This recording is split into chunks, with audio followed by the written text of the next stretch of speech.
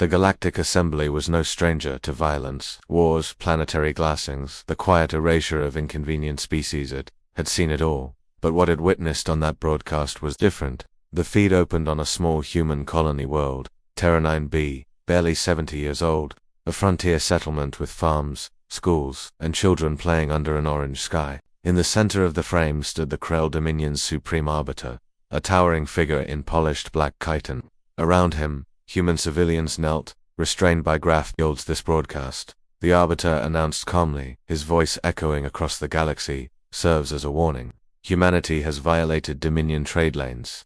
The penalty is submission. A woman screamed. A man struggled uselessly. Between them stood a child, a little girl no older than 8, with dirt on her knees and a stuffed animal clutched in her shaking hands. Her dark eyes were wide, not with understanding, but with pure fear. The arbiter bent down, his voice cold and amplified.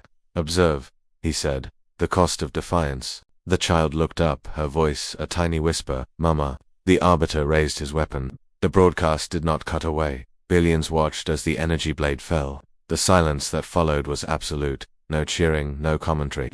Even the arbiter seemed momentarily unsettled. "Let this be remembered," he concluded. "Humanity will learn. He was wrong." On Earth, the broadcast ended. No alarms sounded. No emergency sessions were called. No grand speeches were made. Instead, something far older, far more primal, stirred. In cities, people stopped walking. In homes, parents hugged their children without knowing why. Soldiers watching the feed clenched their fists until their palms bled. Humanity did not scream. Humanity went quiet. Within 24 hours, every human diplomatic channel went dark. Within 48, every Terran warship active reserve, and even those long mothballed, began powering up. And within 72 hours, the galaxy realized something was very, very wrong. The Krell Dominion noticed the first anomaly near the Karth Rift. Their sensors detected a single human vessel emerging from hyperspace. Just one. No threat. The Krell commander scoffed. "Eliminate it." The human ship didn't fire. Instead, it transmitted a single, chilling message on all frequencies. "You killed a child." Then the ship vanished, and space itself folded. Hundreds of Terran vessels emerged where physics said they shouldn't exist. Old designs, new ones, and ships so massive they distorted local gravity just by being there. The Krell fleet panicked.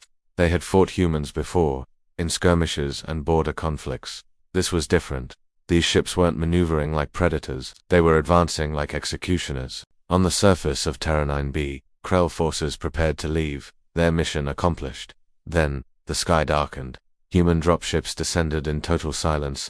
No warning shots, no declarations. Terran Marines landed with surgical precision, their weapons humming. They didn't fire wildly. They selected targets with terrifying restraint. Every Krell soldier was disarmed, immobilized, or neutralized within minutes. The Supreme Arbiter was found in the colony square, alive. A human officer approached him, her visor reflecting the Arbiter's own horrified image. "You broadcast it," she said evenly. "You wanted us to see." The Arbiter tried to speak, but no words came. The officer leaned closer. "We don't kill your young, we don't broadcast executions, we don't make examples of children. But when you cross that line, we don't forget." The Arbiter was taken, not executed, but delivered. The Galactic Assembly reconvened in an emergency session. At the center of the chamber, the Arbiter stood, bound and silent. A human representative stepped forward. "You will stand trial," he said, his voice hard as steel. "Not for war, not for conquest." He gestured, and the broadcast played again.